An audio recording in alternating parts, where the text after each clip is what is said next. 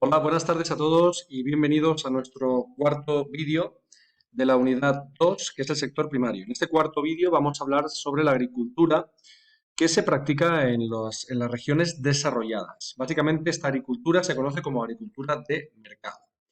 En este apartado vamos a hablar en primer lugar de qué significa esto de agricultura de mercado, cuáles son los rasgos que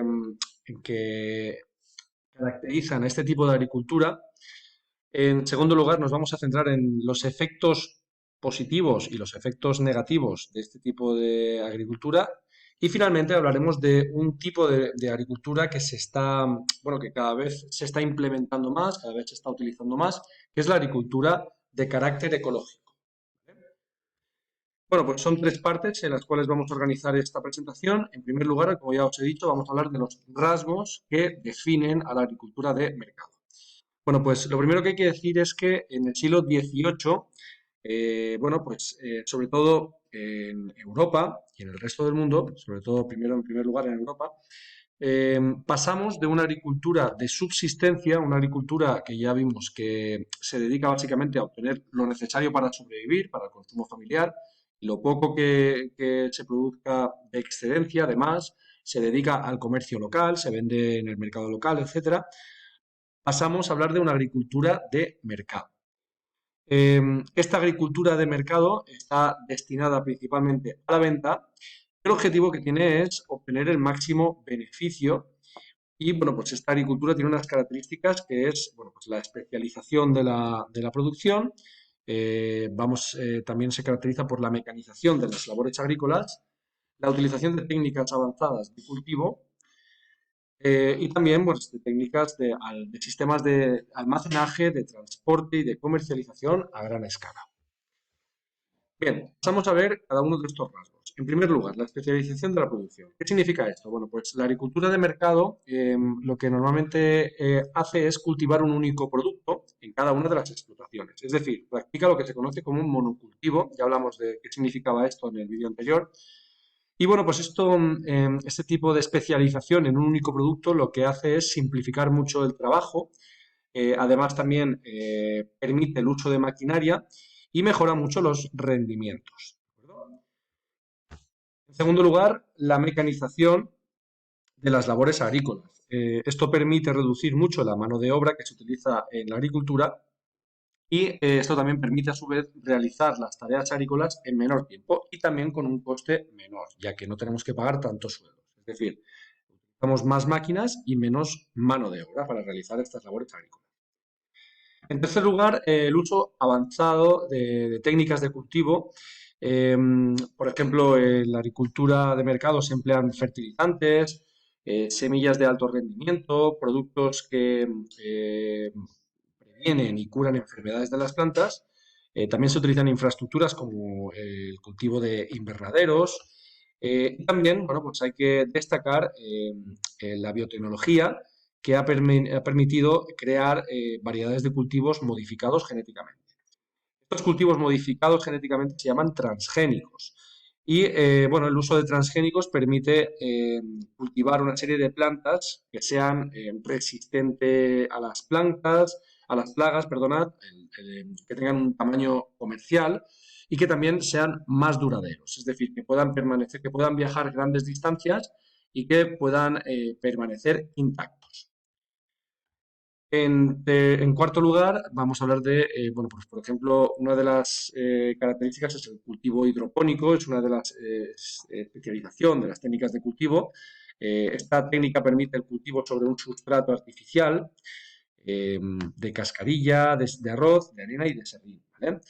El agua de riego contiene todos los nutrientes necesarios para la planta y bueno, y esto permite que en lugar de cultivarlo en tierra, lo cultivemos sobre ese sustrato que os comentaba, ese sustrato artificial, y podamos controlar mucho mejor la fertilidad de ese sustrato. ¿Eh? Otra de las técnicas que se están empleando, por ejemplo, es el enarenado. Es decir, consiste en hacer una serie de capas, tal y como podemos ver en esta imagen. Pues hablaríamos de una capa de estiércol sobre el suelo y sobre ello una capa de arena más gruesa, ¿vale? La arena lo que hace es filtrar el agua y el estiércol lo que hace es calentarse, ¿vale? Tiene un efecto exotérmico que con el agua, bueno, pues empieza a calentarse y esto facilita mucho la absorción de los abonos.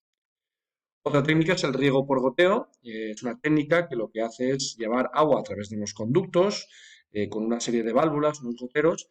Y bueno, este tipo de técnicas lo que hacen es mejorar el rendimiento al no tener que malgastar energía para obtener el agua. ¿De acuerdo? Digamos que optimiza mucho el uso del agua en regiones donde falta mucho, es muy escasa. ¿De acuerdo? Acorta también su ciclo de crecimiento, hace que como se aprovecha al máximo del agua, su ciclo de crecimiento es mucho más reducido y obviamente este tipo de técnicas de riego lo que hacen es ahorrar agua, ya que solamente suministra lo imprescindible. Finalmente, otro rasgo que había que comentar, otro rasgo de la agricultura de mercado, bueno, pues es la utilización de sistemas que mejoran y facilitan el almacenaje, el transporte y la comercialización de estos productos agrícolas. Esto lo que hace es, bueno, pues hace que los productos agrícolas lleguen en perfectas condiciones a unos mercados muy lejanos. Las condiciones de ese transporte de esos productos agrícolas permite como estuvimos hablando en el tema anterior de la globalización, bueno, pues esa distribución de productos agrícolas en diferentes puntos del planeta, a grandes distancias. Y bueno, es otro de los rasgos que tiene esta agricultura de mercado. Pasamos a hablar ahora del segundo apartado. En este caso hablamos de los efectos tanto positivos como negativos que provocan esta agricultura de mercado. En primer lugar, hay que destacar, vamos a centrarnos en los positivos. Bueno, pues los positivos, hay que decir que la agricultura de mercado lo que ha provocado es una bajada de precios debido a la alta productividad. Esta alta productividad ha generado excedentes y esto provoca, por lo tanto, que haya una bajada de precios. Como hay mucha abundancia de productos, eh, estos bajan de precio y, por lo tanto, compiten de una mejor manera en el mercado agrícola. Estos bajos precios también se explican por las subvenciones que reciben los agricultores, sobre todo en los estados desarrollados. Y bueno, pues veremos también otra consecuencia de las subvenciones, ya que las subvenciones tienen algo negativo. ¿De acuerdo? Lo veremos ahora mismo. Otra consecuencia positiva, otro efecto positivo es el uso de transportes especializados que aseguran y conservan el producto. Algo positivo porque esto de alguna manera resulta muy rentable, eh, optimiza la distribución de estos productos, se pueden llevar productos de un lugar muy lejano hacia otro lugar muy lejano, por lo tanto es una consecuencia positiva. Esta inversión en el uso de transportes especializados ha permitido que productos lejanos, productos que no se pueden cultivar en esta zona, bueno, pues se puedan consumir finalmente porque pueden ser transportados de una manera eficiente, ¿de acuerdo? Con todos los rasgos de conservación del producto. Otra consecuencia positiva es la comercialización, es decir, el comercio de estos productos se agiliza, ya que la producción se concentra en determinados lugares y los mayoristas, aquellas personas que distribuyen los productos agrícolas, tienen que comprar el producto en un lugar, no tienen que adquirirlos en muchos sitios, ¿de acuerdo? Consecuencias negativas, bueno, pues por ejemplo esta agricultura abusa de los fertilizantes químicos que tienen por consecuencia pues, la contaminación tanto del suelo como las aguas. Las subvenciones, tal y como os comentaba anteriormente, esas subvenciones que reciben los agricultores, lo que hacen es poner en desventaja ciertos a los productos extranjeros, ¿vale? Ya que estas subvenciones lo que hacen es bajar el precio de los productos agrícolas, pero los productos del extranjero no pueden competir con estos productos de dentro del país, ¿vale? Otra consecuencia negativa es el elevado consumo que hace este tipo de agricultura de agua, de la sobreexplotación de los acuíferos, de la contaminación, como ya hemos dicho anteriormente. Y otra consecuencia negativa es el descenso de los trabajadores agrícolas. Debido a la mecanización, la mano de obra se ha reducido notablemente y esto ha provocado que tenga consecuencias en el ámbito, en los núcleos rurales, que poco a poco han sido abandonados y que poco a poco se están quedando despoblados, ¿vale? Bueno, pues estas son las consecuencias positivas y negativas. Pasamos ahora a hablar de la agricultura ecológica. Bueno, esta es una agricultura que se encuentra actualmente en alza y es una agricultura que se caracteriza por no utilizar fertilizantes ni productos químicos, no emplea organismos modificados genéticamente, es decir, no produce, no permite el uso de transgénicos. Cada vez hay una mayor conciencia sobre los problemas de esta agricultura de mercado, sobre el uso de fertilizantes químicos, de la contaminación que produce. Por lo tanto, este aumento de esta conciencia sobre mm, el consumo de este tipo de productos ha hecho que cada vez la agricultura ecológica sea más demandada. Em, También hay un aumento de la superficie dedicada a la agricultura ecológica, ya que este aumento de la demanda, bueno, pues, genera beneficios. Por lo tanto, cada vez hay más espacios que se dedican a este tipo de agricultura.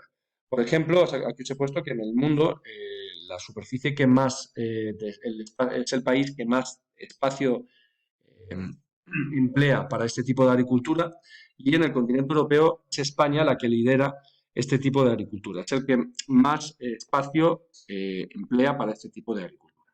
¿Vale? Bueno, pues lo dejamos aquí. Espero que os haya servido. Nos vemos en clase. Un saludo.